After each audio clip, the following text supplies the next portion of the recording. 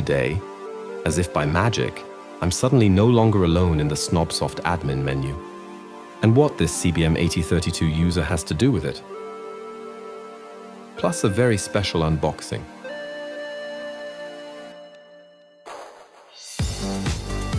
A few days ago, the usual maintenance work was scheduled on the 40-year-old BBS dinosaur.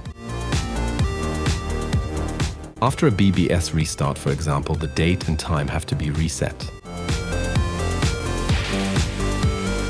After a BBS restart, for example, the date and time have to be reset. When I came back, I could hardly believe my eyes. As if guided by a ghostly hand, the cursor was moving, and the time was being set. What's going on? How can that be? Now even the help menu is being called up. Something I promptly shut down again.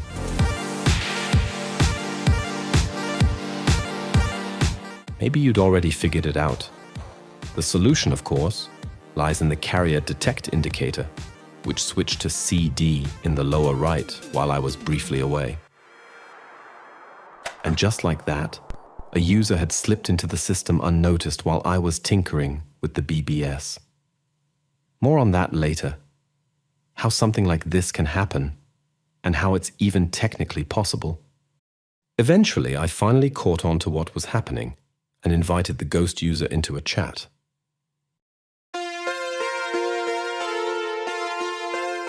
Hi, whom do I have the pleasure of speaking with?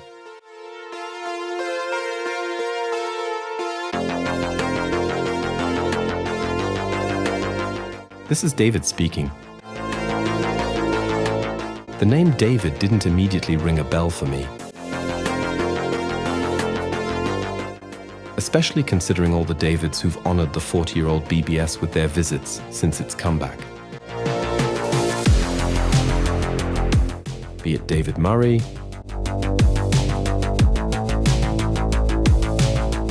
or fellow X16 user D. Joffrey, or, of course, David Bowie.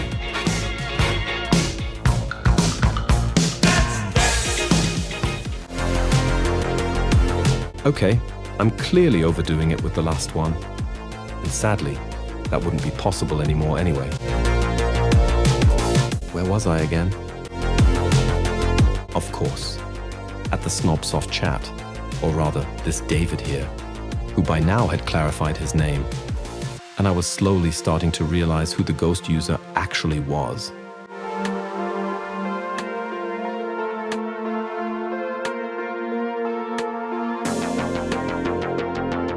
I wanted to create a user account. I sent you an email with a picture.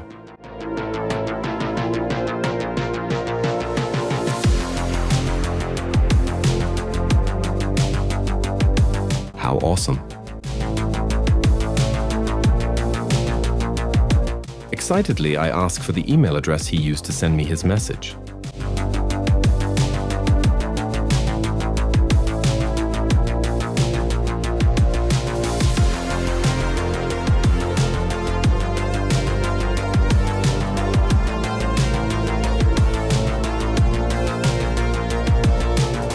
David complains that his CBM 8032 currently doesn't have a German keyboard layout.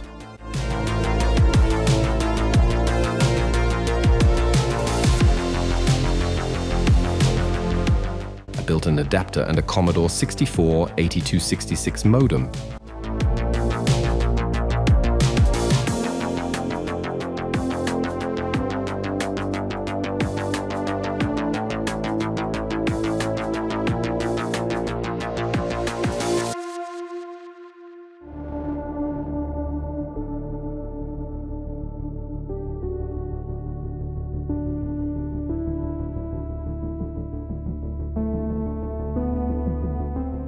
All right, I replied. I'll find the email. I'll help you set up a new user account in a moment. By the way, you just happened to land right in the middle of my sys obsession.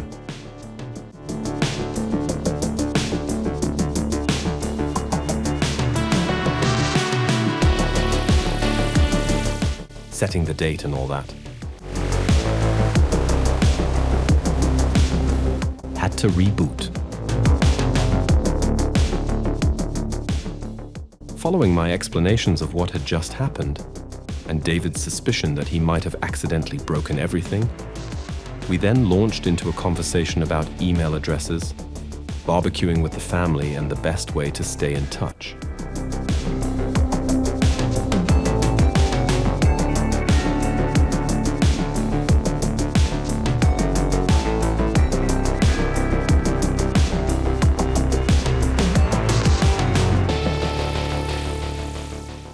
David once again complains about the lack of a German keyboard layout, clearly noticeable by the missing Y in the word family.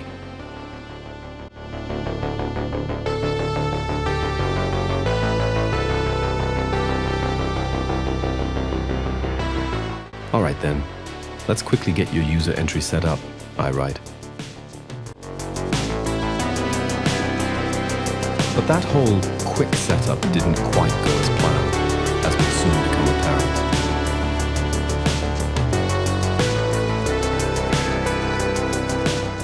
And here I am already in the system menu. I'd edited out the sysop login beforehand. Had I mentioned that I was feeling mentally drained that evening? Maybe you know the feeling, when even commands you've used countless times just won't come to mind anymore.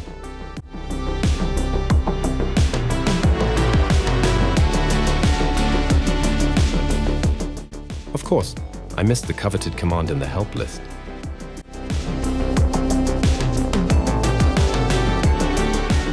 So there I was, rummaging aimlessly through my mental archives, trying in vain to recall the command for deleting a user, just to free up space in the overcrowded user list. And here I try via the prompt to subtly signal to David, who's clearly in a bit of a hurry with the family barbecue waiting, that we're running into some minor issues.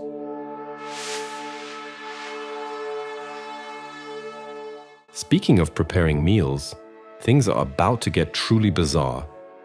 You all know the saying, too many cooks spoil the broth, right? Well, just wait and see what happens next.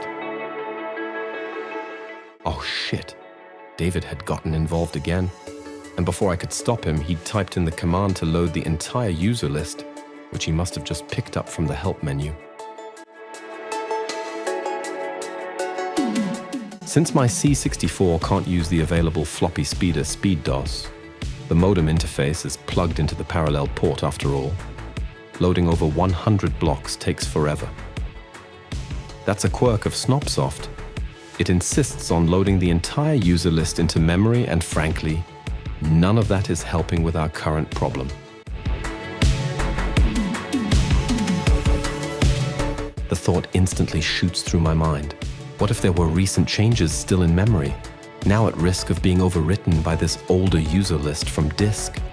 By now you could have easily learned a foreign language, watched Once Upon a Time in the West.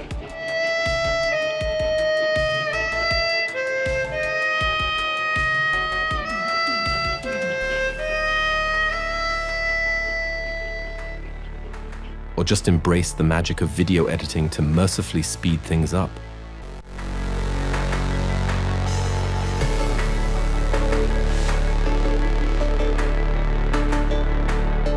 And here's the gentle reminder that we'd better stick with just one chef. As if by a miracle, the right command finally came to me after all. You can't exactly say the same about the username in question.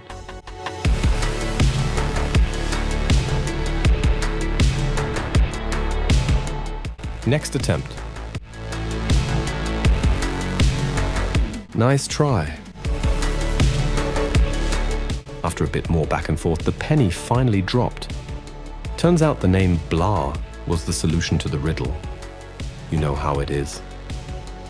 Mental fog and all that. And then came the green light for the soon-to-be Snobsoft user.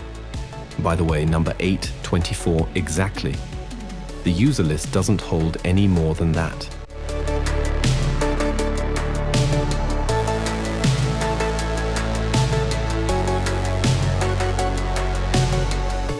That one went smoothly, so I'll keep it short this time, also trimming it down to leave out the password. That wrapped up all the important stuff. We exchanged contact info, and I was already looking forward to his email, which at that point I hadn't read yet. And with that, Dave signed off from Snobsoft in exemplary fashion.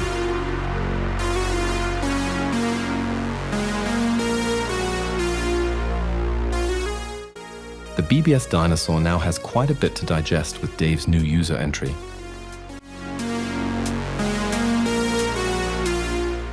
The entire user list is now being saved.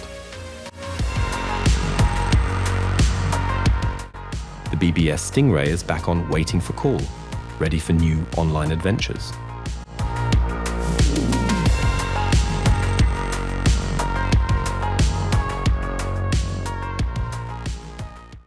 And now, in my opinion, truly iconic recordings that David sent me from his next visit to Snobsoft with his CBM 8032.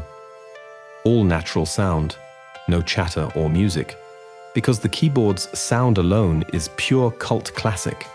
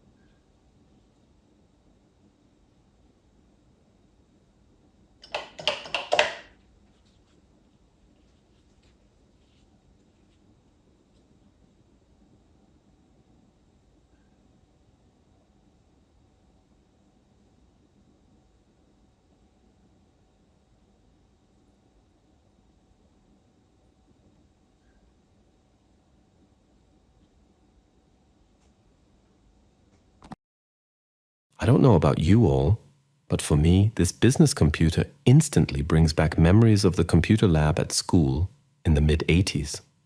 Even today, the iconic Commodore still feels like something truly special. It has this slightly 70s space-age vibe, likely owing to its development during that era. Drop a comment under the video and share what comes to mind when you think of these CBMs.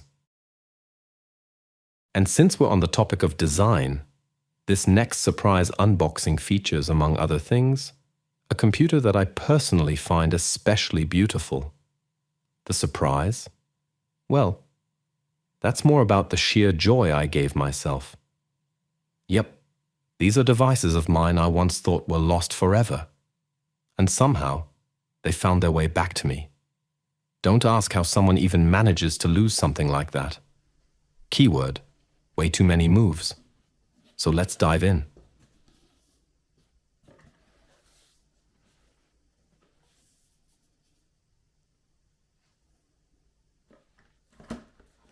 Here's the first box. More on what it's all about in just a moment.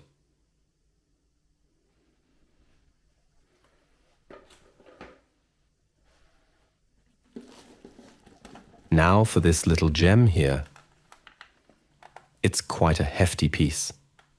A gorgeous Amiga 1200 in excellent condition. I snagged that one on eBay quite a few years ago for a bargain price, around 60 euros if I remember correctly. I just need to be a bit careful while turning it around since it's not properly screwed together at the moment.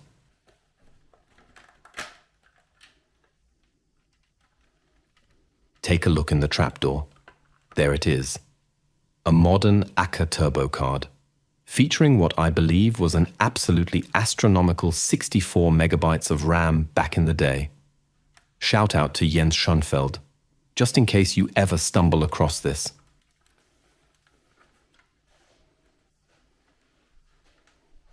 Originally, it had a different era-appropriate turbo card installed, which I'll show you later on. Of course, the matching power supply for the 1200 simply had to be there.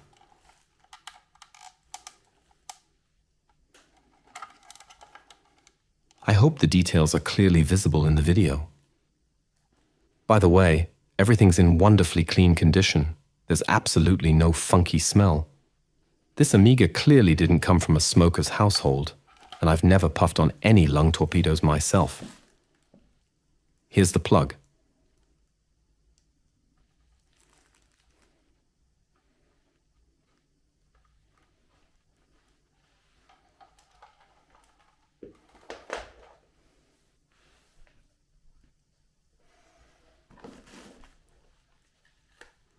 An Amiga 500 mouse I found elsewhere, so it doesn't actually belong to the 1200. No idea if it even works with that one.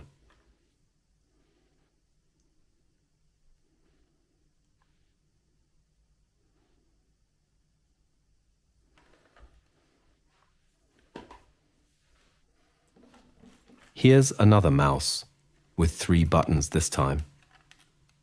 Honestly, I can't even remember what kind of mouse originally came with the 1200. Drop a comment under the video if you know what would have matched. Maybe I'll come across it again someday. Now back to the little box from Individual Computers. Luckily, I found the trapdoor cover for the Amiga. Fingers crossed the details are visible on camera.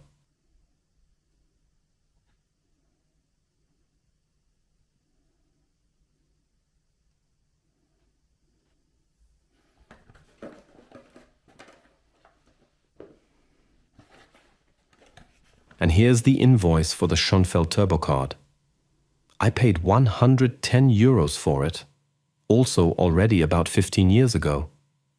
That was noticeably more than what I paid for the entire Amiga on eBay.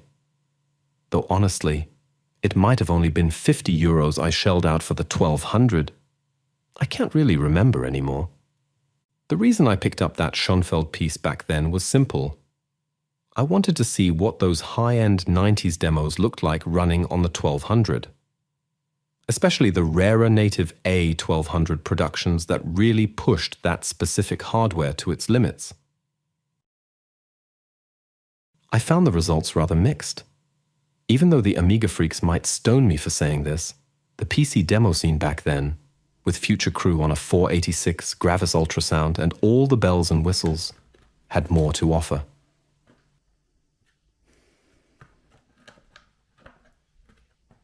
And this Mtech Turbo card with 4 megabytes was actually already nestled inside the 1200 I grabbed back then on eBay for just a 50.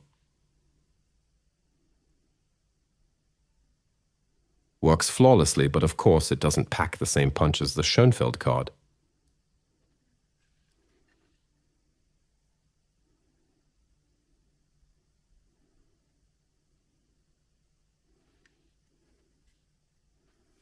And here it is, the classic Amiga interface.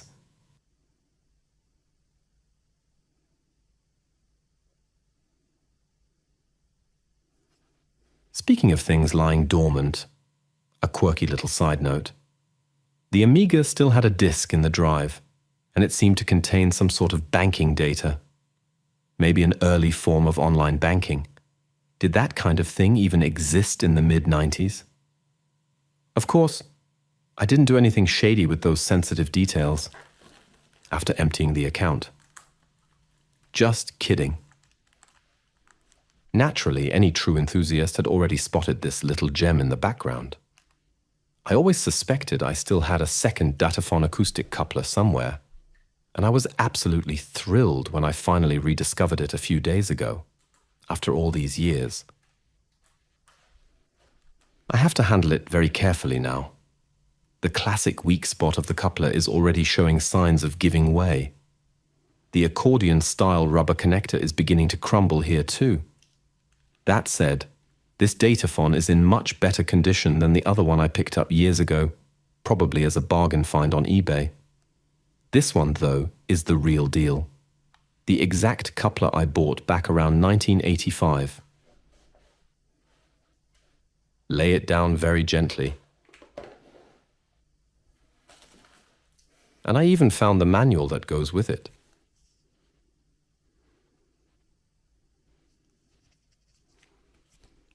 There's nothing on the back cover. Time to flip through it a bit. Hopefully it shows on camera.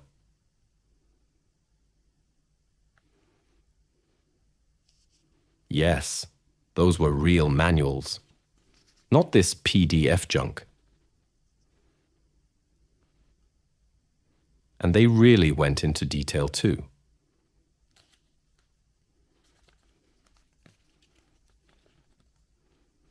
And BTX also worked with this version, at 1200 baud, half duplex. What it meant back then to suddenly be able to go online with your computer, in my case, the Commodore 64, felt nothing short of magical. And it's incredibly hard to convey that feeling today to anyone who wasn't there.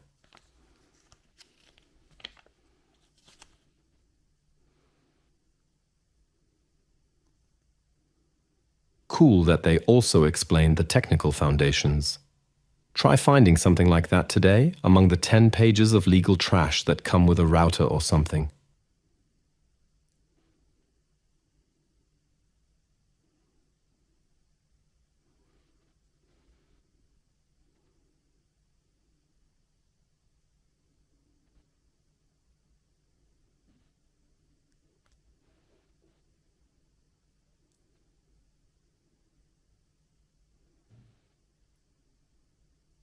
Wonderfully detailed. I'll definitely dive deeper into it later. And what's still missing? Naturally, the original Datenklo à la Chaos Computer Club. Some of you probably already spotted it quietly sitting in the background. What an absolute joy it was to find this again. I was certain it had been lost somewhere along the way during one of many moves. This is the only device in the entire unboxing that currently isn't functional. It stopped working at some point back then.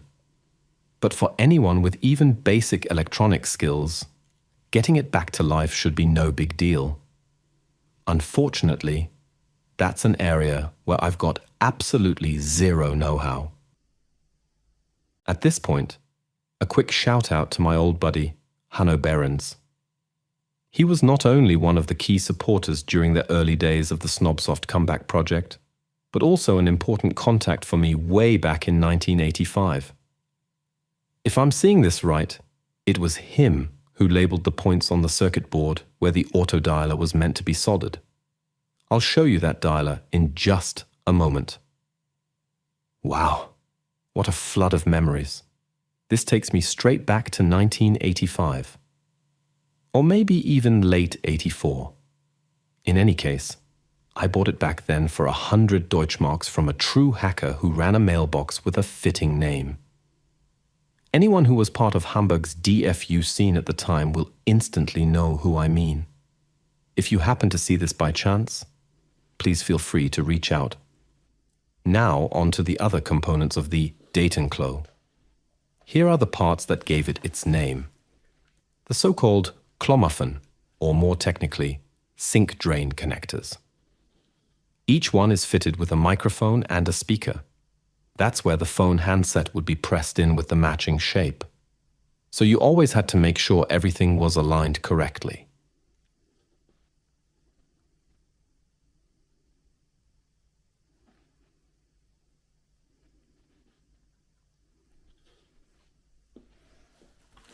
And here we have real space-age technology, mastered only by those truly in the know. A piece of plywood with the toilet couplings glued onto it. Well, at least that was my solution. I don't think this was part of the official delivery contents, so to speak. Now, onto the previously mentioned Autodialer, handcrafted by Hanno. Quite the cable jungle here. I'm sure you've already spotted your own little tags where you labeled all the cables back in the day. A beautiful piece of stripboard, and on the right, you can see the relay that makes that wonderfully iconic clicking sound when dialing begins. This is where I should probably explain to younger viewers, if I had any, why an autodialer like this was such a big deal back in the day. Hey, we only had rotary phones, and the bulletin boards were constantly busy. You could easily spend half an hour just turning that dial again and again, trying to finally catch an open line to the BBS. Phones with redial? Almost nobody actually had one back then. So being able to dial automatically with a simple circuit, straight from your terminal software, that was ultra cool. And what made it even cooler? It was totally illegal. The German Federal Post Office strictly forbade even getting near the phone socket, let alone making modifications or operating any non-approved devices. If you're curious about what the official rules were back then, take a look at the system info from 1986 in Snobsoft. What was written there? Well, let's just say it didn't exactly match what was really going on in the BBS. Of course, we didn't care. We thought we were war games. Interestingly, this pulse dialing circuit might actually still work today, even on my Fritzbox 7530, which is connected to fiber. To my great surprise, it already worked with the Snobsoft modem, which dials in a similar way. Okay, once again about the labels my buddy meticulously wrote out 40 years ago. Unbelievable that it's been that long already, right, Hanno? The grey cable clearly connects to the phone. What else do we have here? I see something labeled ring output. So that's the ringer. Then again, grey to the phone.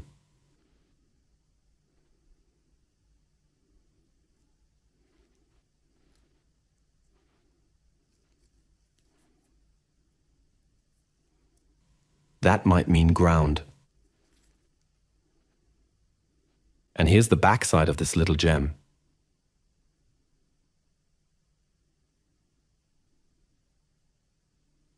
Yep, this could be a lovely project. Getting the Datenklo, including the dialer, running again. All right, that's it for the unboxing. Thanks to everyone who stuck with it this long. I hope there was something interesting in it for you all.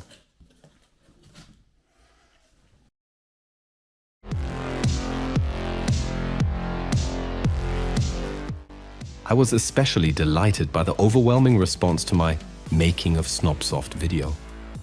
Feel free to comment under the video what you'd like to see next. I'm open to all topic suggestions. Thank you for watching. If you enjoyed the video, feel free to leave a like or subscribe. Also, don't hesitate to leave a comment. Share the video or recommend it to others.